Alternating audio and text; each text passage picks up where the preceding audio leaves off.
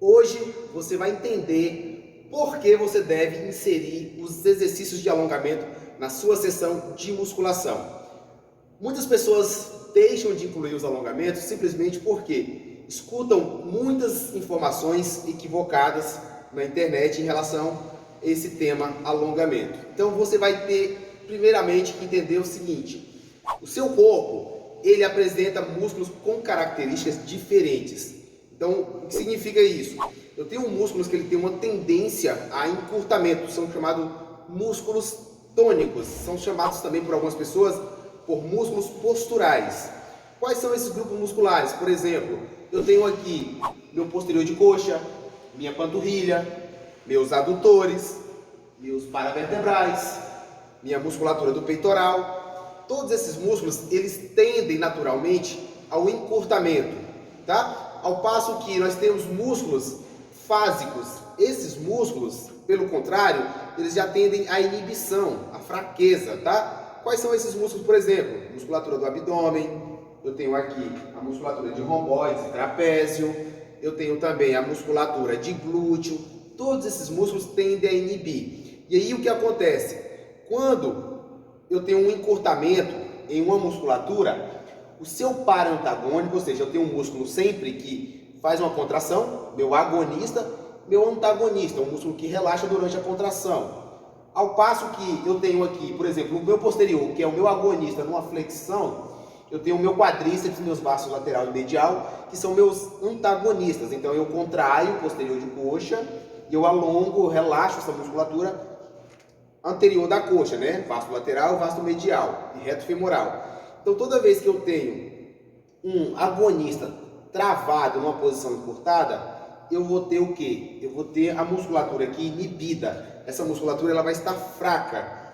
E aí eu preciso compreender como que eu vou deixar essa musculatura equilibrada. A partir dessa compreensão, você vai entender que toda vez que eu tenho um músculo tônico travado numa posição encurtada, eu vou ter um músculo fásico travado numa posição estirada, alongada. Então eu tenho aí um desequilíbrio de força e flexibilidade. De um lado eu tenho um músculo muito forte, do outro lado eu tenho um músculo muito alongado. Esse é o primeiro ponto. E aí, toda vez que isso acontece, eu vou ter em consequência um padrão postural alterado. Por exemplo, se eu tenho aqui um músculo muito travado numa posição encurtada, eu vou ter o que aqui? Eu vou ter uma protrusão das minhas escápulas e uma rotação interna dos meus ombros. Então eu vou tender a ficar numa posição mais curvada. Então esse é o primeiro ponto. Se você tem esse padrão, você já deve buscar alongar, mas alongar quem? Alongar a musculatura que está travada na posição encurtada, para que você comece a recuperar um bom padrão postural, porque de nada adianta, se você é um praticante de musculação, ter a musculatura desenvolvida, mas você está todo torto, todo desalinhado, não tem harmonia física, tá? Então esse é o primeiro ponto.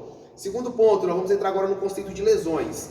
Se eu tenho uma musculatura, por exemplo, aqui, travada na posição encurtada, eu vou inibir a minha musculatura aqui antagonista, e aí nós sabemos que quem segura a minha patela, no ponto de alinhamento aqui, são meus vasos lateral, medial, tá? Porém, como essa musculatura aqui está travada, eu vou ter essa musculatura aqui incapacitada, inibida de fazer o seu trabalho corretamente. Então o que vai acontecer no médio e longo prazo? Eu terei uma lateralização da minha patela. E aí nós sabemos que uma patela lateralizada, aí vou ter o risco de ter condromalácia, porque vai gerar um desgaste, e bursites, tendinites, enfim. Vou ter uma série de problemas aqui na minha articulação do joelho, por conta de quê? Uma musculatura que está muito travada e outra fraca.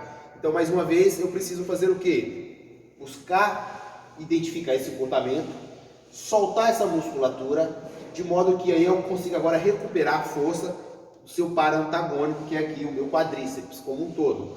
Tá ok? Esse é o segundo ponto. O outro ponto é que toda vez que você está trabalhando, fazendo ali uma musculação com a musculatura encurtada, a sua tendência vai ser o quê? A ter pouca amplitude de movimento. E se você visa aí o melhor da hipertrofia, você precisa ter uma boa amplitude para ter mais intensidade no seu treino.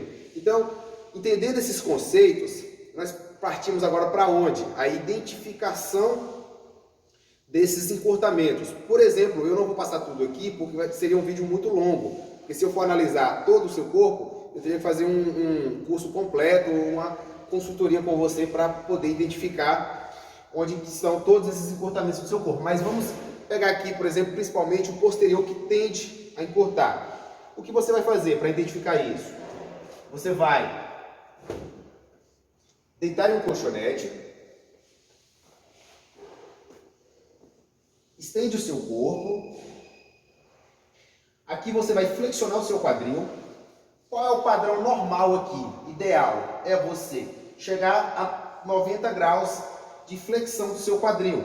Então você traça uma linha imaginária até a ponta do seu pé, aliás, reta paralela ao seu pé. Se chegar próximo à linha, sinal que você tem um leve encurtamento. Mas se você fica muito distante dessa linha de 90 graus, sinal que você tem um encurtamento ali severo. Então eu tenho aqui mais ou menos uns 45 a 50 graus de flexão no quadril. Um detalhe muito importante para não dar erro na hora de fazer esse teste é observar a perna lateral aqui, ó. Se eu travo a perna até aqui, mas a de cá flexiona, eu estou tendo um erro de testagem. A perna oposta tem que ficar esticada, tá? A panturrilha. Se minha panturrilha ficar apontada para cima, é sinal que eu estou com essa musculatura também travada. Agora, se eu tenho aqui um padrão reto, eu tenho uma boa flexibilidade da minha panturrilha. Então, esse é um teste que você pode estar utilizando para saber se você apresenta ou não encurtamento nessa cadeia, tá? Posterior e panturrilha. Outra forma também que eu geralmente observo as pessoas quando fazem, por exemplo, este exercício aqui, ó, o agachamento sumô. Quando eu observo uma pessoa executar o agachamento sumô e durante a fase negativa ela tende a fazer isso aqui, ó, aproximar os joelhos, é sinal que eu tenho o quê? Uma dominância de adutores, ou seja, essa musculatura está travada ao ponto que ela está inibindo o seu par antagônico aqui, glúteo mínimo e glúteo médio. Essa musculatura, por estar inibida, não está sendo capaz de sustentar o alinhamento mecânico. E aí eu tenho isso aqui, ó. Isso aqui também é um risco para lesão. Também, a hora que eu faço o agachamento de lateral, é possível observar essa tendência, nós chamamos de valgo dinâmico, valgismo. Então você, em vez de você conseguir manter esse alinhamento, acontece isso aqui, ó. O joelho ele começa a entrar, gera essa rotação interna. Então isso é um sinal também que você precisa alongar os seus adutores. Eu vou deixar uma foto aqui para você saber como alongar. Mas também vou deixar um vídeo que é melhor, porque a foto em si, ela vai te mostrar a sua postura, mas você precisa saber toda a execução correta para você ficar na postura correta para ter o máximo de eficiência nesse alongamento. Então agora que eu já compreendi tudo isso, Tony, eu devo alongar antes ou depois da musculação? Neste caso aqui, se tratando de fazer esse ajuste postural, de você ter uma melhora na sua flexibilidade durante os exercícios, você deve alongar sempre antes. Agora, um detalhe que poucas pessoas sabem, e geralmente eu ensino meus alunos de consultoria, é que os alongamentos, eles devem ser executados numa ordem. Não dá para eu começar, por exemplo, a alongar o peitoral, depois já desço para alongar meu posterior. Eu preciso ter uma ordem lógica, porque o nosso corpo ele possui rotas miofaciais ao longo de todo o nosso corpo, e você precisa seguir o caminho dessas rotas para você conseguir alongar de forma eficiente, tá? Meus alunos de consultoria, eu ensino como fazer esse processo. Se você tem interesse de conhecer esse trabalho, tem um link aqui na descrição, também no comentário fixado, onde você já fala direto comigo no WhatsApp, para você saber mais informações sobre consultoria, tá? Então, dito tudo isso, você deve sempre alongar antes da musculação, mas precisa saber a forma correta, que não dá para eu explicar agora essa sequência, tá? O outro ponto que as pessoas perguntam, Tony, mas me disseram que o alongamento ele faz perder força. Isso é verdade? Isso é verdade. Porém, você precisa contextualizar. Quando eu tenho uma musculatura aqui que está fazendo mais força que a outra, imagina um cabo de guerra, eu tenho um lado puxando mais que o outro e o lado perdendo. Eu preciso justamente falar com esse lado aqui, ó, para de fazer muita força aí, que eu preciso que esse outro lado aqui ganhe força também para equilibrar essa força. Eu não preciso Eu não preciso ter um lado puxando mais que o outro. Eu preciso ter essa força igualada, equilibrada. Então esse é um ponto, é um contexto, tá? Agora se você é um cara que vai fazer levantamento de cargas elevadas, de um RM, uma repetição máxima, aí já é outros 500. Eu não vou alongar porque eu vou fazer um trabalho de força. Mas praticante de musculação dificilmente vai estar fazendo trabalho de força pura. A gente faz um trabalho aqui de contração dinâmica, né, para a gente gerar hipertrofia e não fazer um desenvolvimento de força pura. Se você é atleta de força pura, aí o alongamento ele já não é bem-vindo antes da sessão, tá? A mesma coisa vale para o corredor. O cara que ele é corredor de tiros de 800 metros ou corredor de longas distâncias, se ele, porventura, fazer o alongamento antes da sessão ali da corrida, ele vai ter uma queda na performance, bem como o jogador de futebol. Então o interessante é o que? Se você é dessas modalidades, como corrida e futebol, faz alongamento um dia antes, ou talvez umas 5 horas antes, mas na musculação você pode fazer antes, tá? Tony, qual a duração do alongamento? Dependendo do grau de encurtamento, cada grupo muscular deve ser alongado de 20 a 30 segundos, fazendo pelo menos 2 a 3 séries para você começar a colher os benefícios do alongamento, tá ok?